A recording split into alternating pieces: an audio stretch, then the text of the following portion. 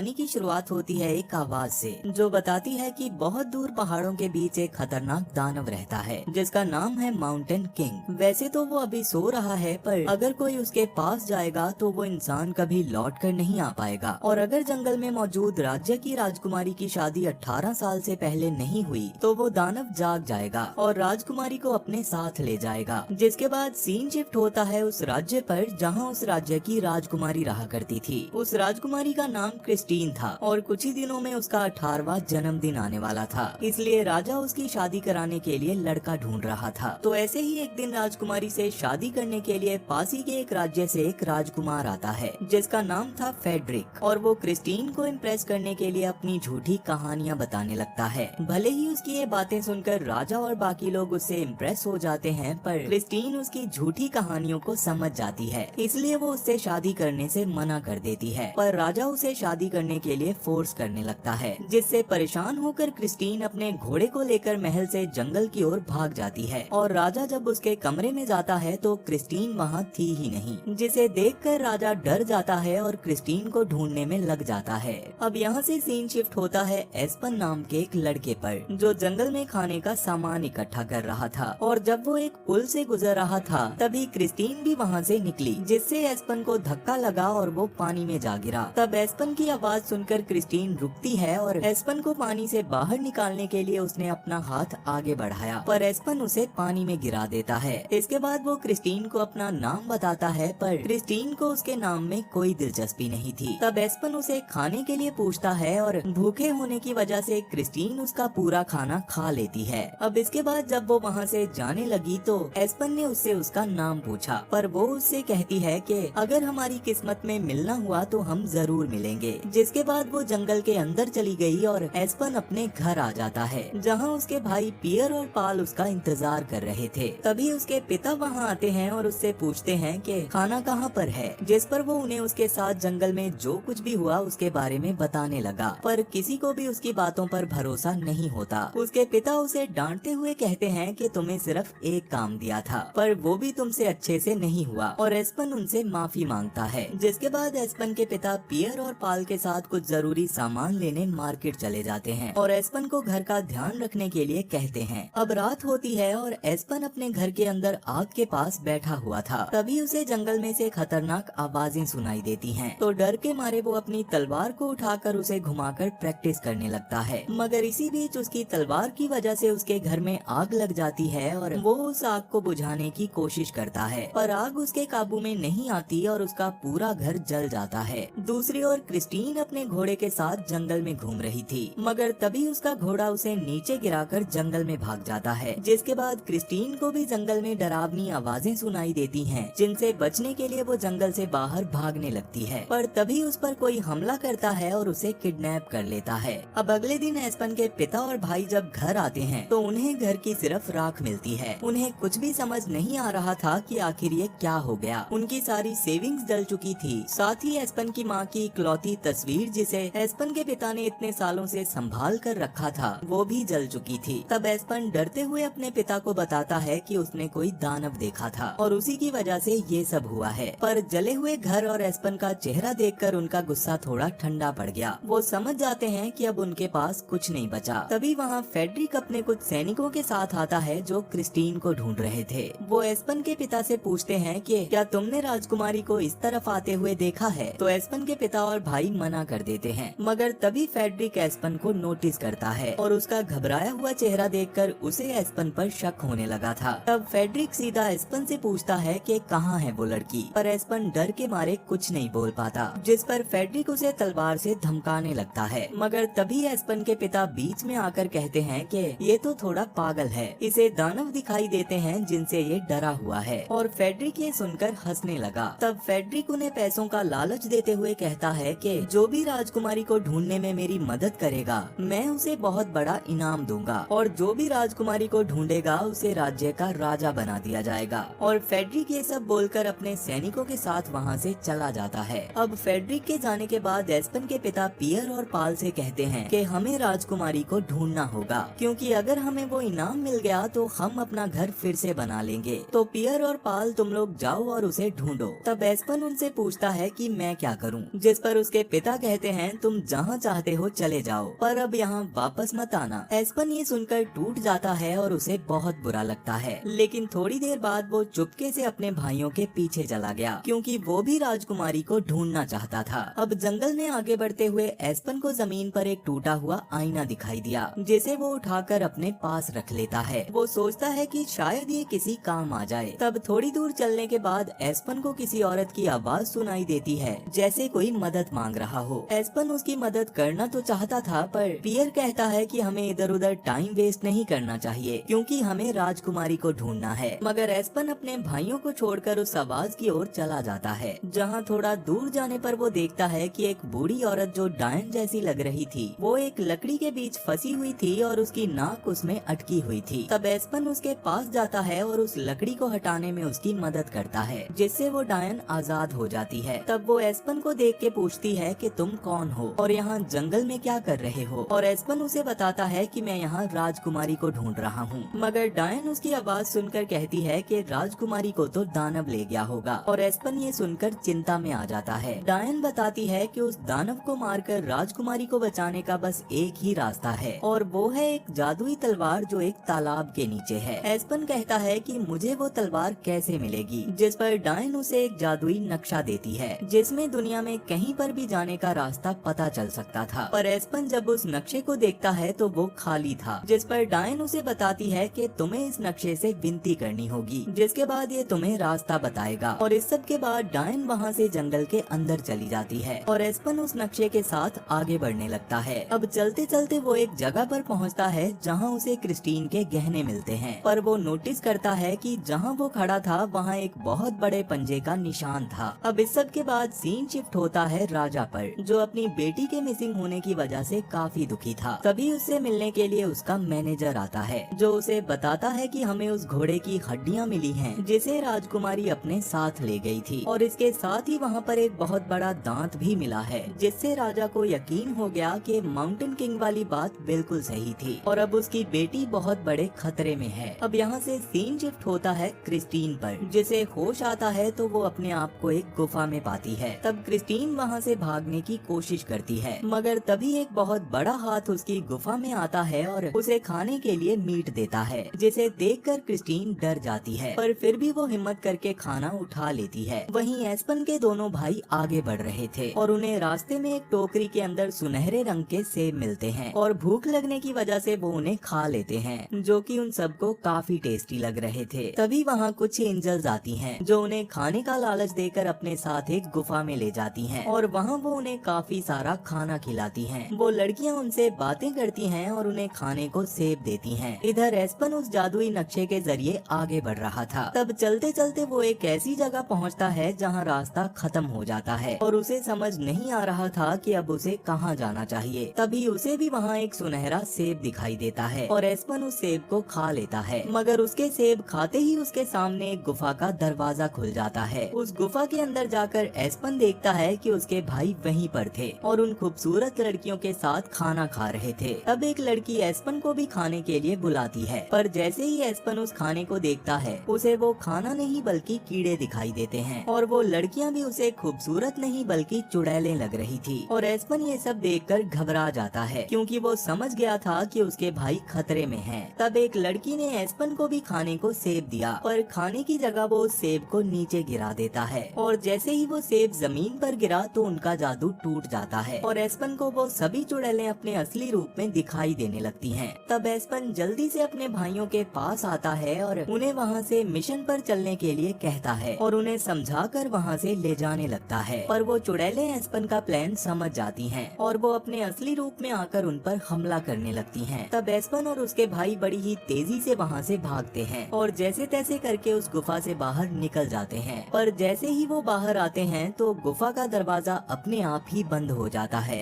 वहीं गुफा के बाहर एस्पन अपने भाइयों से कहता है कि जैसे ये चुड़ैलें सच थी वैसे ही दानव भी सच है, और ये सब देखने के बाद पियर और पाल को भी दानव वाली बात सच लगने लगी थी। अब इस सब के बाद वो तीनों भाई आगे बढ़ने लगते हैं और चलते चलते वो एक होटल के पास पहुंच जाते हैं। दरअसल वो लोग बहुत भूखे थे और पाल अपनी भूख को कंट्रोल नहीं कर पा रहा था, इसलिए पियर ने एस्पन को उस होटल में जाने के लिए मना लिया और अंदर जाकर पाल काफी सारा खाना खाना ऑर्डर कर देता है। वहीं उस होटल में फेडरिक और उसके साथी भी मौजूद थे। होटल के अंदर एस्पन चुपके से उस नक्शे से पूछता है कि जादुई तलवार कहाँ है, तो नक्शा उसे होटल के अंदर ही कहीं का रास्ता दिखाता है। वहीं फेडरिक का एक साथी उसे एस्पन के बारे में बताता है, जिसके बाद फेडरिक ने एस्पन के पास आकर उससे पूछा, क्या तुम्हें राजकुमारी के बारे में या फिर जादुई नक्शे के बारे में कुछ पता चला? अगर तुम मुझे बता दोगे तो मैं तुम्हें पैसे दूंगा। और पियर ने एस्पन को उसे सब कुछ बता देने के लिए इशारा किया ताकि उन्हें पैसे मिल जाएं। मगर एस्पन फेडरिक से कहता है कि तुम राजकुमारी से प्यार नहीं करते, तुम्हें बस उसका राज्य चाहिए, इसलिए मैं ना तो तुम्हें ये नक्शा दूंगा और ना ही कुछ बताऊंगा। पर ये सुनकर फेडरिक गुस्से में एस्पन पर हमला करने की कोशिश करता है, मगर एस्पन ने जल्दी से टेबल पर रखे खाने को उठाकर फेडरिक के मुंह पर मार दिया। और इस लड़ाई में पियर और पाल भी एस्पन का साथ दे रहे थे, मगर फेडरिक एस्पन पर भारी पड़ने लगता है और उसे नीचे गिरा देता है। लेकिन इसी दौरान फेडरिक का पैर वहाँ खाना खा रहे एक मोटे आदमी के खाने पर पड़ गया, जिससे उस मोटे आदमी ने गुस्से में आकर फेडरिक को उठाकर दूर फेंक दिया। और इस मौके का फायदा उठाकर एस्पन और उसके भाई जल्दी से वहाँ से भाग निकले, मगर फेडरिक अब भी उनका पीछा कर रहा था। अब वो तीनों भागते हुए एक खाई के सामने आ गए जहाँ झरना बह रहा था, और तभी फेडरिक भी वहाँ आ जाता है। मगर एस्पन चालाकी से उस नक्शे को बचाकर अपने भाइयों के साथ झरने में कूद जाता है। मगर पानी से बाहर आकर पियर बहुत गुस्से में आ जाता है। वो एस्पन से कहता है कि ये सब तुम्हारी वजह से ही हुआ है, अच्छा होता तुम हमारे परिवार का हिस्सा ही नहीं होते, जिससे उन दोनों में झगड़ा होने लगता है। पर पाल बीच में आकर उन्हें रोकते हुए कहता है कि ये लड़ने का समय नहीं है। लेकिन पियर ने गुस्से में एस्पन से वो नक्शा लेते हुए कहा, अब आगे का रास्ता मैं देखूंगा। जिसके बाद वो तीनों फिर से आगे बढ़ने लगे, जहाँ रास्ते में एस्पन को एक भालू की खाल मिली और उसने उसे उठाकर अपने पास रख लिया।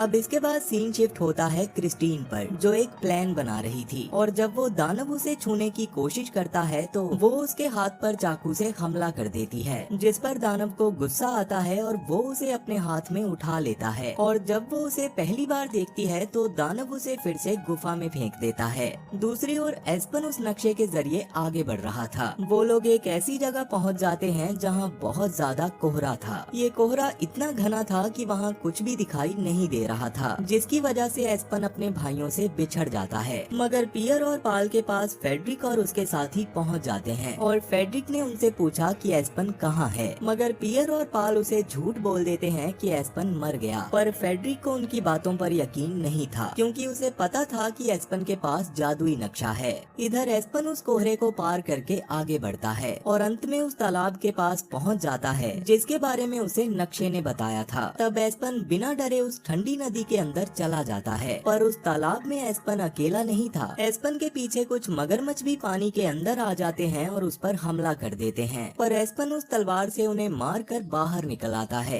अब आगे बढ़ते हुए एस्पन को उसके भाई दिखाई देते हैं, जो कि फेडरिक और उसके साथियों की कैद में थे। फेडरिक के पास अब वो जादुई नक्शा भी था जो उसने पियर से लिया था, और एस्पन छुपकर उन्हें देख रहा था। तभी उसे वो भालू की खाल याद आती है और वो एक प्लान बनाता है। वो भालू की खाल पहनकर उनके सामने आता है और दानव जैसी आवाज निकालने की कोशिश करता है, जिससे वो सब लोग डर जाते हैं। मगर एस्पन को उस खाल के अंदर से ठीक से दिखाई नहीं दे रहा था, जिसकी वजह से वो चलते चलते सीधा नीचे गिर जाता है। मगर जैसे ही वो गिरा तो उसकी खाल हट जाती है और सबको पता चल जाता है कि ये तो एस्पन है, और फेडरिक गुस्से में उसे पकड़ लेता है। फेडरिक के पास अब वो जादुई नक्शा था और वो नक्शे से उस दानव की गुफा का रास्ता पूछता है, और नक्शे की रास्ता दिखाने के बाद फेडरिक वहां जाने के लिए तैयार हो जाता है। मगर एस्पन फेडरिक से पूछता है कि तुम राजकुमारी का क्या करोगे? तो फेडरिक ने कहा, मुझे बस उसका राज्य चाहिए, जिसके लिए शादी के बाद मैं उसे मार दूंगा। और एस्पन ये सुनकर शॉक हो जाता है। जिसके बाद फेडरिक एस्पन और उसके भाइयों को लेकर उस दानव की ओर बढ़ने लगता है। अब रास्ते में वो लोग खाना खाने के लिए रुकते हैं। तभी उन्हें दूर से उस दानव की भयानक आवाज सुनाई देती है, और उस आवाज को सुनते ही फेडरिक और उसके साथी डर के मारे भागने लगते हैं। वहीं एस्पन और उसके भाई भी दानव की आवाज सुनकर डर गए थे, और वो एक पत्थर की मदद से अपनी रस्सी काटने में कामयाब हो जाते हैं। वहीं वो दानव वहां पहुंच जाता है जहां फेडरिक के साथी भाग रहे थे। वो दानव बहुत बड़ा और खतरनाक था, और वो फेडरिक के एक साथी को पकड़कर खा जाता है। तब फेडरिक अपने एक साथी के साथ एक बड़े पेड़ पर चढ़ जाता है, और जब दानव उस पेड़ के पास आता है तो फेडरिक अपनी जान बचाने के लिए अपने साथी को नीचे गिरा देता है, ताकि दानव उसके साथी साथी को खा ले और वो बच जाए। पर उस दानव को पता चल जाता है कि फेड्रिक पेड़ के ऊपर है, इसलिए वो जोर जोर से पेड़ को हिलाने लगता है। अब पेड़ के हिलने से फेड्रिक डर के मारे और ऊपर चढ़ने की कोशिश करता है, मगर वो दानव उसे पकड़ लेता है। इसके बाद दानव उस छोटी गुफा के पास आता है जहाँ एस्पन और उसके भाई छुपे हुए थे। वो दानव पाल को उठाकर अपने साथ ले जाता है और एस्पन रोने लगता है, क्योंकि उसे लग रहा था ये सब उसकी वजह से ही हुआ है। अगर वो अपने भाइयों से अलग नहीं होता या फिर अगर वो दानव वाली बात पहले ना करता तो ये सब होता ही नहीं। तब पियर, जो कि थोड़ा समझदार था, वो एस्पन को संभालता है और उससे कहता है कि ये रोने का समय नहीं है, क्योंकि हमें मिलकर पाल को बचाना होगा। और वो दोनों भाई पाल को बचाने के लिए उस दानव को हराने का फैसला करते हैं। वहीं दूसरी ओर वो दानव फेड्रिक और पाल को लेकर अपनी गुफा में आ चुका था। उस गुफा के अंदर बहुत अंधेरा था और फेड्रिक बहुत डरा हुआ था। तभी वहाँ उसे क्रिस्टीन मिलती है। फेड्रिक क्रिस्टीन को देखता है और मौके का फायदा उठाने की कोशिश करता है। वो क्रिस्टीन से झूठ कहता है कि मैं यहाँ तुम्हें बचाने आया हूँ। पर पाल, जो कि एस्पन की वजह से सच और झूठ पहचानना सीख गया था, वो फेड्रिक की पोल खोल देता है। पाल राजकुमारी से कहता है कि ये झूठ बोल रहा है, ये तुम्हें बचाने नहीं बल्कि तुमसे शादी करके तुम्हें मारना चाहता है, ताकि तुम्हारे बाद ये तुम्हारे राज्य पर राज कर सके। क्रिस्टीन ये सुनकर एकदम गुस्से में आ जाती है। वो बिना सोचे समझे गुस्से में फेड्रिक के सर पर हड्डी मारकर उसे बेहोश कर देती है। अब क्रिस्टीन पाल से पूछती है, तुम कौन हो? तो पाल ने कहा, मैं एस्पन का भाई हूँ। ये सुनकर क्रिस्टीन को एस्पन याद आता है और वो खुश हो जाती है। वो पाल से पूछती है, क्या एस्पन हमें बचाने आएगा? तो पाल कहता है वो जरूर आएगा।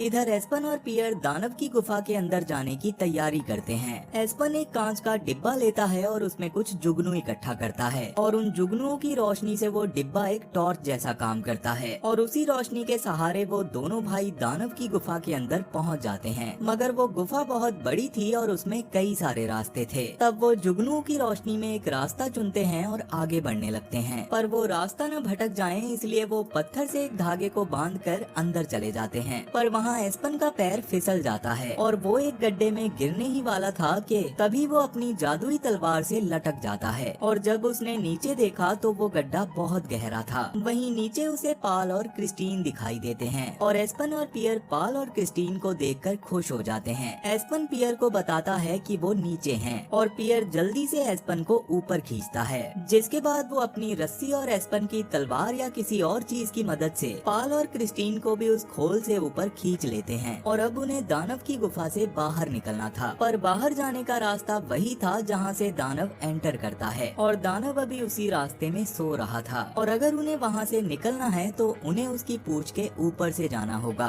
जिसके बाद वो चारों चुपके से दानव के पास से निकलने की कोशिश करते हैं, जिसके दौरान वो सब बहुत डरे हुए थे, पर फिर भी हिम्मत करके वो लोग दूसरी ओर चले जाते हैं। लेकिन अब फेड्रिक की बारी थी, जो डरते हुए उसकी पूंछ के ऊपर से जा रहा था, पर वो गलती से उसकी पूंछ से टकरा जाता है, जिससे दानव जाग जाता है। अब वो दानव उनका पीछा करता है और वो लोग गुफा के ऊपर की ओर भागते हैं, जहाँ से बाहर निकलने का रास्ता था। पर इसी बीच फेड्रिक का पैर फिसलने की वजह से वो नीचे गिर जाता है, जबकि एस्पन और बाकी लोग पहाड़ी एरिया में पहुँच जाते हैं। जबकि उस दानव को पहाड़ चढ़ने में काफी दिक्कत हो रही थी, मगर फिर भी वो ऊपर चढ़ने की कोशिश करता है। तब एस्पन अपनी जादुई तलवार निकालता है और दानव से लड़ने की कोशिश करता है, पर वो दानव बहुत बड़ा और ताकतवर था। एस्पन उसके पैर पर हमला करता है, जिससे वो घायल हो जाता है और गुस्से में दानव भी एस्पन पर हमला कर देता है, जिससे एस्पन की तलवार उसके हाथ से छूट जाती है और पहाड़ से नीचे गिर जाती है। और अब उनके पास दानव से लड़ने के लिए कोई हथियार नहीं था।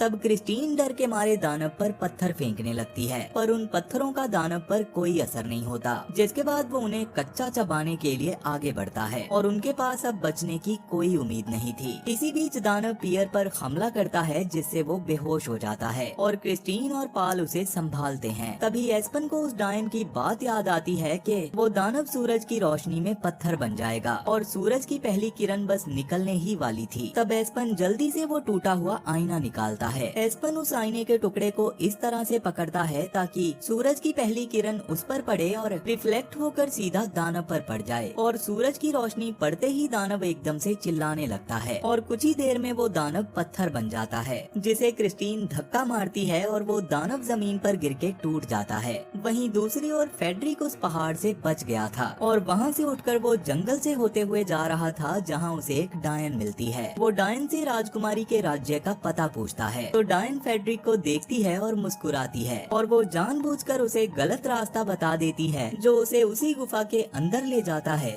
जहाँ वो उसे सुनहरा सेब खिलाकर अपने काबू में कर लेती है। वहीं अगले दिन वो लोग सुरक्षित महल पहुँच जाते हैं। राजा अपनी बेटी को देखकर बहुत खुश होता है और राजकुमारी को बचाने के लिए उनका धन्यवाद करता है और इसके साथ ही वो उन्हें इनाम देने का वादा करता है, पर वो उससे सिर्फ अपना घर ठीक कराने के लिए ही पैसे लेते हैं। इसके बाद क्रिस्टीन और एस्पन एक दूसरे को देखकर मुस्कुराते हैं और वो लोग अपना इनाम लेकर घर की ओर लौट जाते हैं। अब घर पहुंचकर वो देखते हैं कि उनके पिता उनका इंतजार कर रहे थे और वो अपने बेटों को जिंदा देखकर बहुत खुश थे और उन्होंने एस्पन से माफी भी मांगी और एस्पन अपने पिता को वो इनाम के पैसे देता है और एस्पन के पिता इतने सारे पैसे देखकर खुश हो जाते हैं। अब ऐसे ही एक दिन क्रिस्टीन एस्पन से मिलने आती है। एस्पन और क्रिस्टीन पहले तो एक दूसरे को देखते हैं और फिर घोड़े पर सवार होकर जंगल में घूमने के लिए निकल जाते हैं और इसी के साथ ये कहानी यहीं पर खत्म हो जाती है।